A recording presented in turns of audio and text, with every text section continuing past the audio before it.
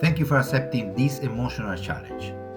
Today, I present the case of Ben, a man who chose to end a relationship that had drained him deeply. But there is something he has not been able to cut off: contact with his ex. She reaches out, not to come back, not to heal, only when she feels lonely.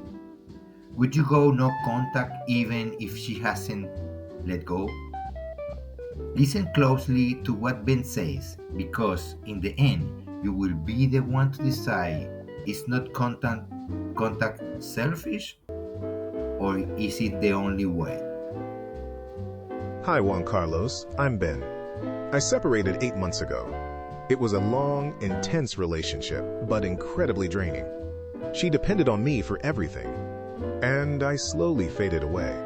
When I ended it, I thought I'd finally find peace, but she won't let me go. She doesn't reach out to come back. She reaches out when she feels alone. She texts me in the middle of the night. She calls when she's sad, and I fall back in. I don't know if I'm helping or betraying myself. In this moment, Ben is at a crossroads. His desire to heal and his impulse to care. Should we cut off contact even if she says she needs him? Or stay even if it breaks him again? What do you think about what he's going through? She tells me she doesn't want to get back together. She just needs someone to talk to. She says I'm the only one who understands her. And I don't know how to say no. Every time I reply, I feel like I'm going backwards. But if I don't, I feel cruel. What if she's not okay? What if she feels abandoned? What if no contact makes her feel like she never mattered? Sometimes I wonder if she's reaching out to me or just trying not to feel alone. She doesn't ask how I'm doing. She doesn't talk about what happened.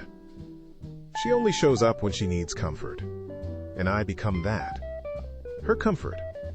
But I'm alone too. And every time she appears, I get confused. Ben wonders if he's being cold, or finally starting to care for himself. She says she needs him. He feels like he is losing himself. Is it possible to help without getting pulled back in? It is possible to set boundaries without seeming indifferent. It is possible to heal without carrying someone else's loneliness.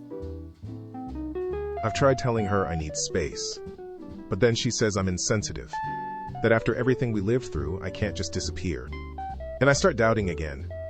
What if she's right? What if I'm using no contact as punishment? But I also know that every time I open the door, it's hard to close it. And I don't know if I'm helping or just prolonging something that's already over. She doesn't want to come back, but she doesn't want to let me go either. And I don't know if I'm ready to let go completely. She messaged me recently saying she felt empty, that she didn't know who else to turn to. And I went. We talked for hours. She told me she didn't want to come back, but that she missed me, that she didn't know how to fill that void. And I stayed, listening, holding her. But the next day, silence. No message. No call. She only comes back when she feels lonely. And I am left with everything she unloads. Ben is trapped in a quiet cycle. She shows up when she needs something. He responds when he cannot take it anymore.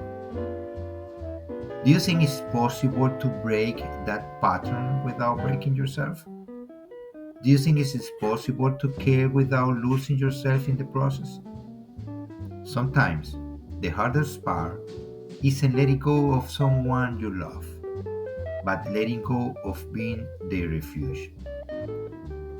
And what hurts the most isn't the silence, but the echo of what was never said. What would you do in his place? Would you go no contact even if she only reaches out when she feels lonely? Leave it in the comments.